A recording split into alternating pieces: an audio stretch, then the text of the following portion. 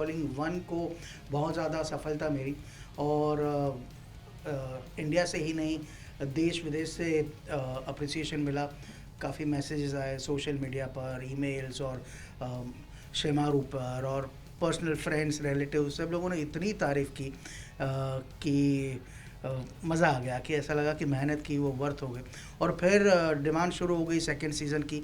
और ऑनेस्टली कहूँ, जब सीज़न 1 कर रहे थे तभी कभी सोचा नहीं था, मतलब जहन में नहीं आया था कि सीज़न 2 भी हो सकता है। हम लोग तो बस यमराज कॉलिंग कर रहे हैं, and we are doing we are doing some good job, we were proud of it. और फिर ये सेकंड सीज़न की डिमांड शुरू हो गई, तो फिर सोचा कि हाँ क्यों नहीं।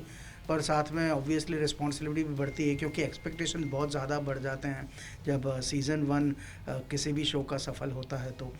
तो रिस्पॉन्सिबिलिटी के साथ फिर ऑफ कोर्स हमारी क्रिएटिव टीम और डायरेक्टर और मैं, हम लोगों ने काफ़ी डिस्कशंस किए इस पर। कभी जूम कॉल पर, कभी पर्सनल मीटिंग, कभी ऑडियो फ़ोन पर, कॉन्फ्रेंस कॉल, ये वो करके काफ़ी मीटिंग्स की हमने सेकेंड सीज़न के लिए, सही सब्जेक्ट चुनने के लिए, और किस तरह से हम लोग कॉन्सेप्ट को एक स्तर आगे ले जाएं। और फाइनली लगभग 2-3 महीनों के बाद we could zero down on one particular concept जो हमने सेकंड सीज़न में डेवलप किया, और मुझे लगता है कि काफ़ी अच्छा हुआ है।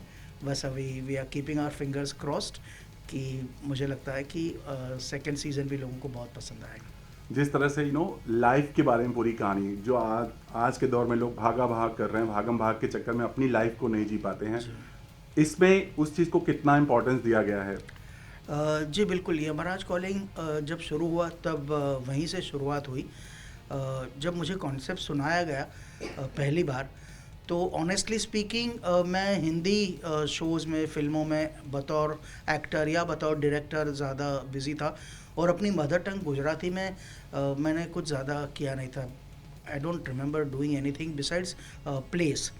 तो मैंने किया नहीं था, और उसका कारण यही था कि मुझे जो कुछ भी ऑफ़र होता था तो इतना मज़ेदार नहीं हुआ करता था। या तो मेरा कैरेक्टर, या तो कहानी, या तो कॉन्सेप्ट, या तो वो मेकर्स की टीम, वेवलेंथ मैच नहीं होती थी, कभी डेट्स मैच नहीं होते थे, कुछ ना कुछ हो जाता था। और ऐसा लगता था कि अगर मैं आऊँगा तो कुछ धमाके के साथ आऊँगा।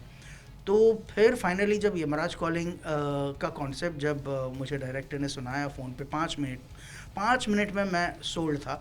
बोला ये मुझे बहुत पसंद है, maybe I was waiting for this only.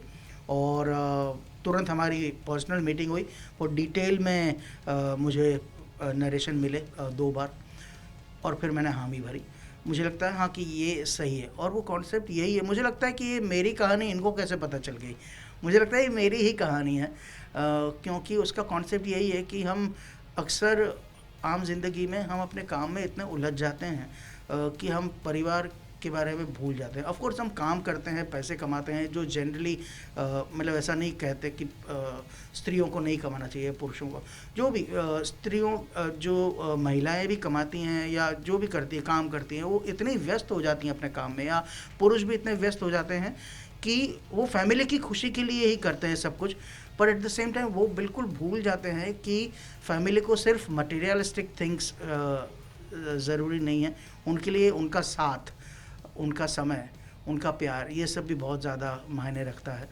तो ये मुझे लगा कि मेरी ही कहानी, कि मैं भी भाग दौड़ करता रहता हूँ यहाँ से वहाँ, ये शूटिंग वो शूटिंग, बतौर एक्टर या डायरेक्टर वॉटेवर, कहीं क्रिएटिव कंसल्टेंट बन गया, कहीं राइटर बन गया, ये मतलब एक भाग दौड़।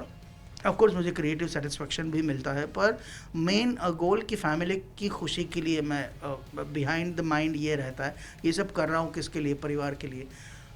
पर ये शो करने के बाद मुझे रियलाइज़ हुआ कि सिर्फ ये नहीं चाहिए परिवार को कुछ ऐसी भी चीज़ें चाहिए जो एक भी पैसे खर्च किए बिना मिल सकती है।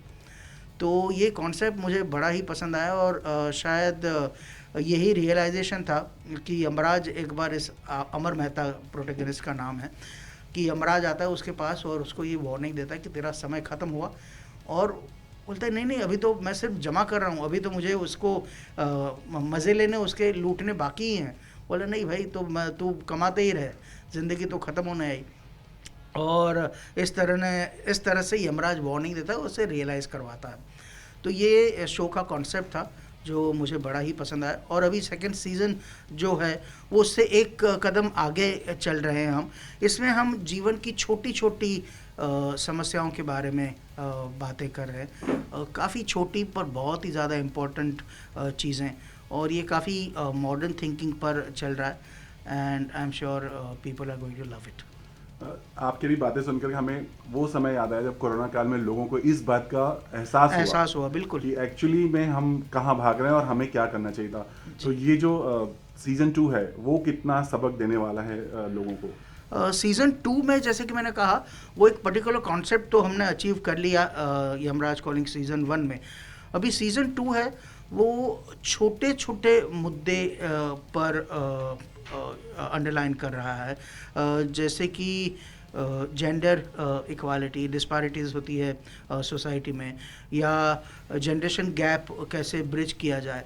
कि आजकल के बच्चे हैं वो सोशल मीडिया पर इतने व्यस्त रहते हैं, वहाँ पर अनजान लोगों के साथ फ्रेंडशिप करते हैं, इंडिया में ही नहीं पर परदेश में बसे लोगों के साथ भी दोस्ती करते हैं, जिनको कभी मिले भी नहीं होते, जिनके बारे में कुछ जाना भी नहीं होता है, फिर भी वो बेस्ट फ्रेंड बन जाते हैं, उनसे अपना सब कुछ शेयर करते हैं।